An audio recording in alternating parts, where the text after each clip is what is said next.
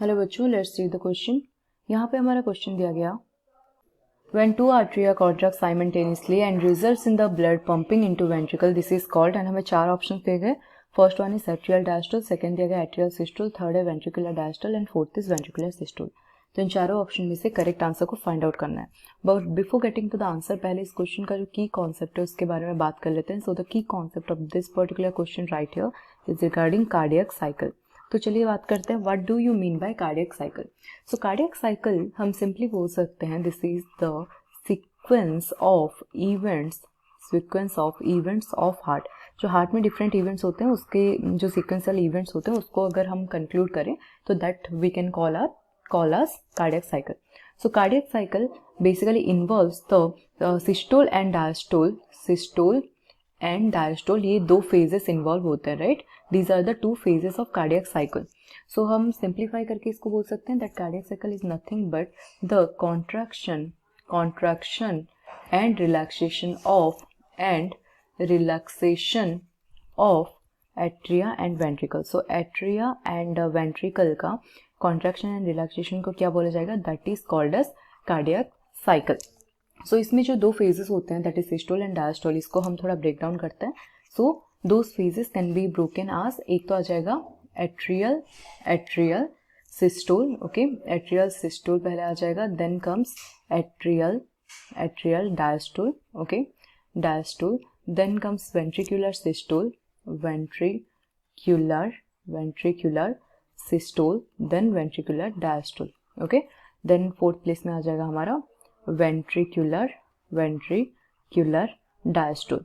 तो इन चारों के बारे में थोड़ा ब्रीफली हम डिस्कस कर लेते हैं just to get the answer for this question. So पहला वाला था atrial systole.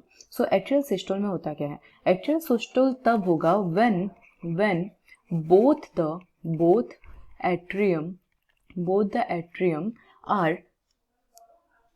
contract at the same time, okay। जब both the atrium का contraction होगा, both the atrium contraction होगा at same time, उसको क्या बोला जाएगा? That is called as atrial systole।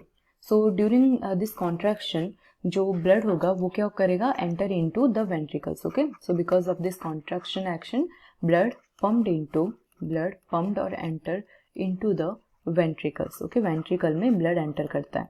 अब बात करते हैं एट्रियल डायस्टोल के बारे में। डायस्टोल का मतलब है relaxation of atria, right. It means relaxation of atria. So during this phase जो एट्रिया होगा उसमें ब्लड फिल होता है, right. So during this blood filled होगा एट्रिया में। वैसे वेंट्रिकुलर सिस्टोल का मतलब क्या है? वेंट्रिकुलर सिस्टोल मतलब वेंट्रिकल का कॉन्ट्रैक्शन होगा, राइट।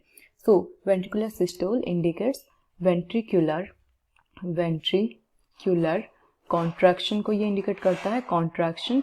वैसे ही अगर वेंट्रिकुलर डायस्टोल की बात करें, सो वेंट्रिकुलर डायस्टोल किस चीज को रिफर करेगा? This is the relaxation of ventricles, and because of this relaxation जो वेंट्रिकल्स होंगे वो ब्लड से फिल होंगे, ओके।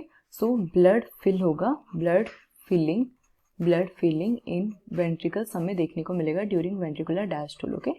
वेंट्रिकल में ब्लड फिल होगा। तो अगर हमें क्वेश्चन में क्या पूछा गया था? When both the atrium contract simultaneously and blood pumped into ventricle, जैसे कि हमने यहाँ पे डिस्कस किया हुआ है, that is called as atrial systole, okay. तो ऑप्शन बी हो गया करेक्ट, बाकी तीन ऑप्शन यहाँ पे रॉन्ग है। So the correct answer for this particular question is option B. I hope you understood it well. Thank you.